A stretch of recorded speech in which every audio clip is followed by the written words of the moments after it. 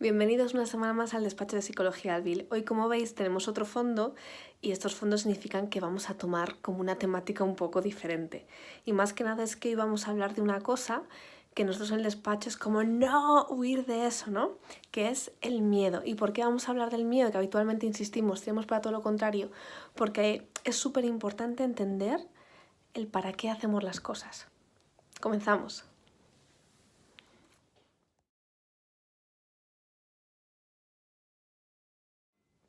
Hace ya varios meses os comentábamos que todas las decisiones que tomamos en nuestra vida las tomamos bien desde el miedo o bien desde el amor. Os dejamos el vídeo aquí abajo en la cajita de información. Pero así de manera rápida, comentaros que cuando tomamos una decisión desde el miedo es que esa decisión está tomada en base a lo que no queremos en nuestra vida. Mientras que cuando tomamos una decisión desde el amor, la tomamos en dirección a lo que sí que queremos. Entonces siempre nos animamos y trabajamos mucho en tomar decisiones desde el amor, tener foco en aquello que sí que queremos y poner la dirección directa en aquello que deseamos en nuestra vida. Pero como os anunciábamos un poco en la introducción del vídeo, ¿no? ¿Qué sentido tiene el miedo en nuestra vida y por qué es bueno un poco alejarnos o apartarnos de nuestro día a día, ¿no? El miedo es una emoción que está en el ser humano y por tanto va a permanecer con nosotros el resto de nuestra vida, así que tenemos que aprender a relacionarnos de manera adaptativa con él. Por eso que es eso, el miedo va a estar siempre. Y claro, ¿por qué el miedo tiene tanto poder, tiene tanta presencia en nuestro día a día? Bien, gracias al miedo el ser humano ha ido evolucionando, porque lo único que desea el miedo realmente es nuestra supervivencia.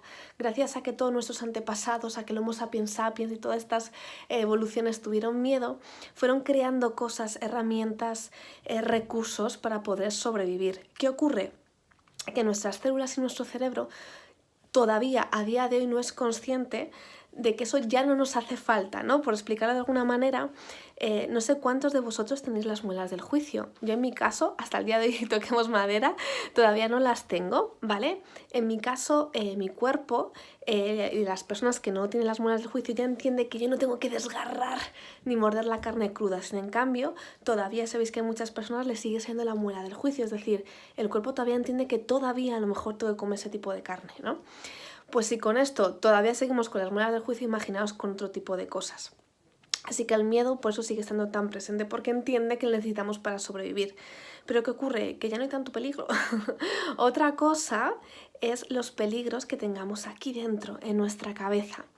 Y esos sí que están presentes y cada vez, y hay a veces que los cultivamos cada día más. Obviamente, ante un peligro real, el miedo que sale es adaptativo. Pero cuando insistimos, el miedo está aquí, no es adaptativo y es cuando nos viene el parón, el bloqueo, la angustia, la ansiedad. Y os vamos a ser sinceros, la única manera de que el miedo se pase es enfrentarnos a él. Es que no hay otra, no hay otra. Es como cuando de pequeños pensábamos que estaba el coco debajo de la cama. ¿De qué manera se pasaba? Pues de cuando cogías te armabas de valor y subías el edredón y veías que no estaba el coco en ningún lado, ¿no? Y es la única manera que se pasa. El miedo mental, la anticipación. Bueno, os decimos que como decíamos antes, que la principal función del miedo es la supervivencia. Cuando anticipamos un miedo o imaginamos un miedo, lo que nos está queriendo decir ese miedo, que nosotros sentimos que no tenemos recursos, que no vamos a poder superarlo. Eso es lo que nos está queriendo comunicar, que nosotros de nosotros mismos tenemos una imagen bastante precaria y bastante pequeña, porque es eso, nos vemos como que no tenemos capacidad para seguir superando obstáculos y eso no es así. Entonces, cuando nosotros sintamos miedo, lo importante es ver qué nos quiere comunicar, no tanto qué situación nos presenta, sino ver qué nos quiere comunicar y qué sensación se nos queda a nosotros de qué es lo que me falta para yo sentirme seguro, qué es lo que me falta para yo sentirme bien. Y eso es lo que tengo que ir a trabajar, no seguir afrontando y creciendo mi miedo porque ahí nos perdemos, nos bloqueamos y nos hacemos pequeñitos, pequeñitos, pequeñitos. A nosotros nos gusta decir que todas las emociones al final nos están ayudando y el miedo también nos da información. Así que tomar el miedo como un amigo, aunque a veces sea un poco puñetero, y cuando él nos hable, decir que qué parte de mí está reflejando la que yo siento que todavía no me siento a gusto con esa parte de mí, tanto sea física como a nivel psicológico fundamentalmente, que es por donde suele el puñetero picar. ¿Y por qué dejarlo atrás? Porque en el fondo es un poco mentiroso, en el fondo no nos está diciendo la verdad, es una falsa percepción. Si realmente cada vez que nos viene el miedo nos pasamos a pensar qué es lo que tenemos ahora, qué es lo que recursos que sí que sabemos llevar a cabo, cómo gestionamos las cosas, el miedo dejaría de aparecer. Otra pauta fundamental que trabajamos para dejar el miedo es no escucharle y entender que cuando pues eso, nos entran los temblores, los bloqueos, entender qué es mi miedo quien está hablando, no es mi verdad, no es mi ahora, no es mi verdadera personalidad.